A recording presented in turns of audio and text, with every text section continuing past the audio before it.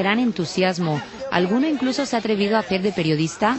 Es el caso de Juanvi, primero con la consellera y luego no ha dudado en entrevistar a su amigo Paco, a quien le gustaría jugar en el Valencia.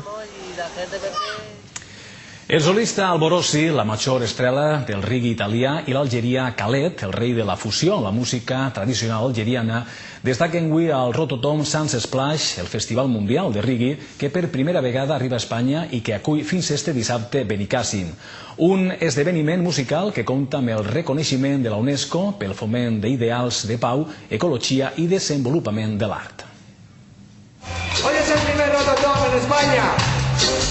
Vamos a ver si entre todos conseguimos que no sea el último, ¿sí? Lo dice Morodo, la voz española que abría esta edición del Rototom Sun Splash junto al jamaicano Glen Washington.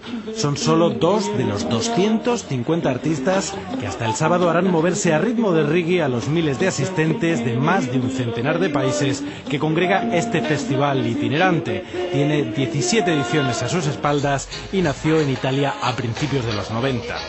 Aunque se celebra en el mismo recinto del FIB, sus organizadores hacen gala de preocupación ambiental y este Lion Stage, por ejemplo, se autoabastece de energía a través de fuentes renovables. Es solo uno de los 6 escenarios del festival que muestran las muchas tendencias a las que ha dado paso el reggae nacido en los barrios más pobres de Jamaica por décadas.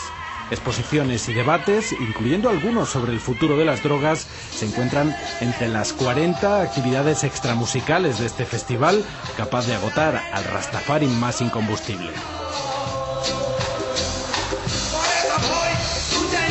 I amb els hereus de la música reggae, del mític Bob Marley, nosaltres posem el punt i final per avui. Passen un bon dia. Fins demà.